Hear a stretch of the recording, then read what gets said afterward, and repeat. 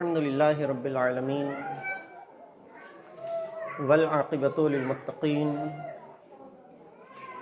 वस्सलातु वस्सलामु अला सय्यिदिल अंबियाइ वल मुरसलीन व अला कुल्लि मलाइकतिकल मुक़र्रबीन व अला इबादिल्लाहिस सालिहीन। अम्मा बाद फ़अऊज़ु बिल्लाहि मिनश शैतानिर रजीम। बिस्मिल्लाहिर्रहमानिर्रहीम।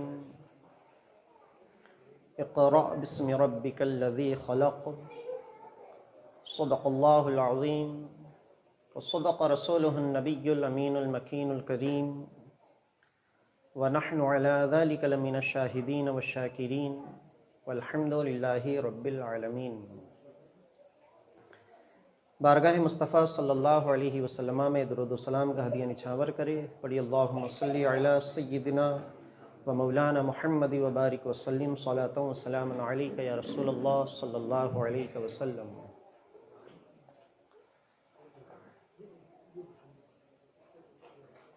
आज हम जिस महफिल के अंदर शरीक हैं, ऐसे प्रोग्राम्स स्कूल लेवल के ऊपर बहुत कम किए जाते हैं। कॉलेज यूनिवर्सिटीज़ के अंदर भी ऐसे जो प्रोग्राम्स होते हैं बहुत कम देखने को मिलते हैं। ख़ास तौर पे जो मुस्लिम कम्युनिटी के इदारे होते हैं वहाँ पर भी इस तरीके के जो प्रोग्राम्स होते हैं वो देखने में नहीं आते हैं। सबसे पहले तो हमारे साथ में जो चीफ गेस्ट हैं और उनके अलावा जो जजेस हैं वो सभी काबिल मुबारकबाद हैं और इंटरनेशनल कोलंबिया स्कूल के जो मैनेजमेंट है वो भी काबिल मुबारकबाद हैं कि उन लोगों ने इस तरीके का प्रोग्राम, क़िरात कंपटीशन का प्रोग्राम अरेंज किया और जिन बच्चों ने इसके अंदर पार्टिसिपेट किया है वो भी काबिल मुबारकबाद है। इन बच्चों ने अपनी नन्ही नन्ही ज़ुबानों से कुरान मुक़द्दसा की तिलावत की है। सूरह इख़लास है, सूरह फातिहा है, आयतुल कुर्सी, सूरह बक़रा की आयतें हैं।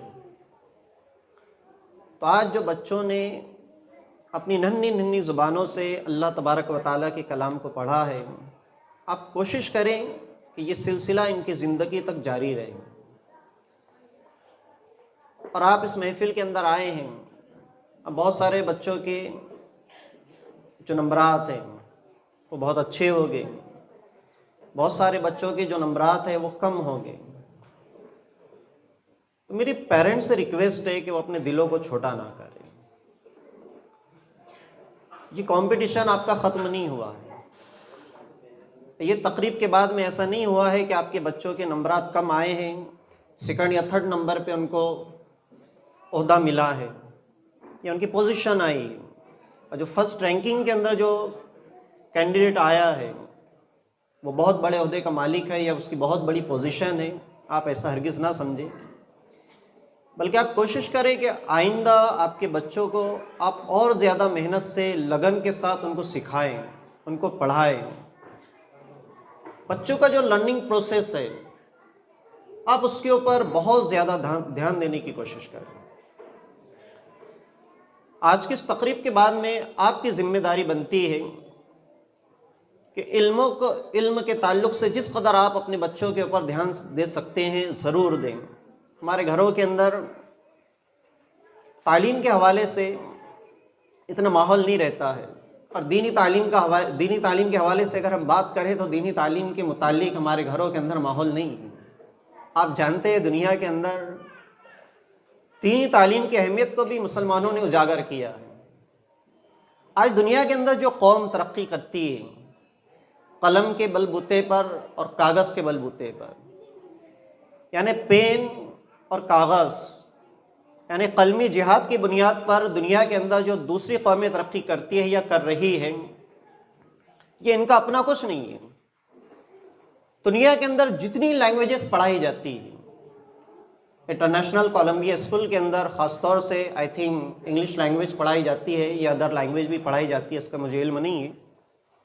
बहरहाल उर्दू भी, माशाल्लाह, ये तो बहुत बड़ी बात है। अर्ज़ ये करने के दुनिया के अंदर तकरीबन एक जनरल नॉलेज के अंदर मैंने पढ़ा था 3213 लैंग्वेज, यानी 3213, ये फिगर मैंने पढ़ा था कि इतनी लैंग्वेजेस पूरी दुनिया के अंदर पढ़ाई जाती है। आप जानते हैं कि 3213 ये जो ज़ुबानें हैं, ये जो लैंग्वेजेस है, ये बहुत कम है। ये तमाम लैंग्वेजेस दुनिया को अगर दिया है तो वो मुसलमानों ने दिया है। जनाब आदम अलैहिस्सलाम को अल्लाह तबारक व तआला ने जब ज़मीन के ऊपर उतारा तो अल्लाह ताला ने जनाब आदम अलैहिस्सलाम को 7 लाख ज़ुबानों का इल्म देकर नाजिल फरमाया। तो दुनिया के अंदर जितनी लैंग्वेजेस बोली जाती है, जितनी ज़ुबानें बोली जाती है, जितनी ज़ुबानों के ऊपर काम किया जाता है, ये तमाम ज़ुबानें हमारे घर से आई है, मुसलमानों के घर से आई है। दुनिया को बोलने का सलीक़ा भी हमने अता किया है। उसके बाद आप जानते हैं दुनिया के अंदर सबसे पहले जो कौमें तरक्की पढ़ और लिख कर तरक्की कर रही है, ये भी ख़जाना मुसलमानों के घरों का ख़जाना है। आप अगर कुरान शरीफ का 16वां पारा उठाकर पढ़ते हैं, सूरह मरियम, उसकी तफसीर के अंदर, तफसीर बैज़ावी के अंदर, तफसीर अजीज़ी के अंदर, इसका अगर आप मुताला करते हैं, तफसीर रहीमी के अंदर भी ये चीज़ मौजूद है। उसके अंदर साफ तौर पे लिखा है कि दुनिया के अंदर सबसे पहले अगर किसी ने पेन बनाया है तो जनाब इदरीस अलैहिस्सलाम की ज़ात तैयबा है। वो मुसलमानों के अजीम रहनुमा है और दुनिया के अजीम मुसलमानों के अंदर शामिल है। इसलिए कि जो अम्बिया अलैहिस्सलाम की ज़ात होती है, ये मुसलमानों के अंदर आला कैटेगरी होती है, सबसे मुमताज़ कैटेगरी होती है। तो दुनिया के अंदर सबसे पहले जो पेन जिसने बनाया है वो जनाब इदरीस अलैहिस्सलाम की ज़ात है। तो अभी कुछ देर पहले जो यहाँ पे एंकर लड़की थी, बीच बीच में कुरानी मालूमात वो दे रही थी, बड़ी प्यारी बातें हैं। हम लोग उस चीज़ के ऊपर ध्यान नहीं देते हैं। एक्चुअली हमारे लिए ज़रूरी है कि अगर हम मुसलमान हैं तो हमारे लिए कुरान का नॉलेज होना भी ज़रूरी है। उन्होंने दरमियान में बात बताई थी कि कुरान शरीफ में सबसे पहला जो सजदा है वो 9वें पारे में है, सेकंड जो है वो 13वें पारे के अंदर। मज़हब हनफिया के मुताबिक कुरान मुक़द्दसा के अंदर तकरीबन 15 सजदे हैं। इस चीज़ को भी आज याद रखने की कोशिश करें। 17वें पारी के आखिरी सफ़े के ऊपर, लास्ट पेज के ऊपर एक सजदा है। कुल मिला के 15 सजदे हैं वो मिलाकर। लेकिन वो जो सजदा है मसलक हनफिया के नज़दीक वो सजदा मुस्तहब है, वाजिब नहीं। वाजिब का मतलब होता है कि आपको करना है, वो साकित नहीं होता है। नहीं करते हैं आप लगातार तो गुनाहगार होते हैं। मुस्तहब सजदा वो करना वाजिब नहीं होता है। और सजदा करने का जो तरीक़ा है उलमा इकराम से आपने सुना होगा, बहरहाल उसके ऊपर मैं डिस्कस नहीं करूँगा। तो ये कुरानी मालूमात है जो हर मुसलमान के दिल व दिमाग में महफूज रहनी चाहिए। तो मैं अर्ज़ कर रहा था कि दुनिया के अंदर सबसे पहले जो पेन बना के दिया है ना, तो वो मुसलमानों ने दिया है। उसके बाद कागज़ की हम बात करें तो आप कुरान शरीफ का 12वां पारा उठाकर पढ़िए आप। उसके अंदर भी तफसीरों के अंदर उलमा इकराम ने लिखा है, मुफस्सिरीन ने इस बात को लिखा है कि दुनिया के अंदर सबसे पहले अगर किसी ने कागज़ बनाया तो जनाबी यूसुफ अलैहिस्सलाम ने बनाया। तो दुनिया को लिखने का भी तरीक़ा, पढ़ने का भी सलीक़ा मुसलमानों के घरों से मिला है। आज का आलम यह है कि मुसलमानों की जो कौम है, हमारी जो कम्युनिटी है, एजुकेशन के मामले में बहुत ज़्यादा पीछे है, बहुत ज़्यादा पसमानदगी का शिकार है। सच्चर कमेटी की अगर आप रिपोर्ट पढ़ेंगे इंडिया लेवल के ऊपर तो आपको ताज्जुब होगा कि मुसलमानों का नामो निशान 10 से 15% के अंदर आता है कि इतनी मुस्लिम कम्युनिटी के लोग पढ़ते हैं। और उसमें भी ख़ास तौर से मुस्लिम कम्युनिटी के अंदर लड़कियों की तालीम का जो मसला है वो बहुत ज़्यादा पीछे, हद से ज़्यादा पीछे। दुनिया के बड़े बड़े जो स्कॉलर्स हैं उन्होंने कहा है कि मुस्लिम कम्युनिटी के अंदर ख़ास तौर से लड़कियों को पढ़ाने का कोई माहौल नहीं।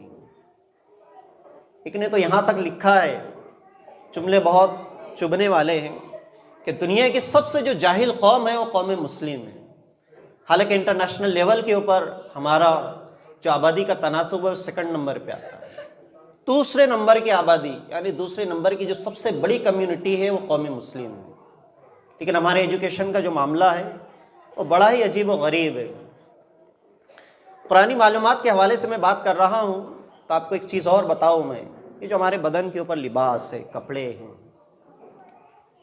आप जानते हैं कि जब दुनिया के अंदर इंसानों को पहनने के लिए कपड़े नहीं हुआ करते थे, तो उससे पहले लोग चमड़े पहना करते थे। जानवरों को मारकर, जंगली जानवरों को मारकर उनका गोश्त वगैरह भून वगैरह करके वो खा लिया करते थे, और उनके जिस्म के ऊपर से जो चमड़े वो नोचा करते थे, खाल उतारा करते थे, वो पहना करते थे। और जब तक वो खाल सड़ नहीं जाती थी, वो अपने बदन से उतार कर नहीं फेंकते थे, उनकी बॉडी के ऊपर ही रहती थी जानवरों की खाल।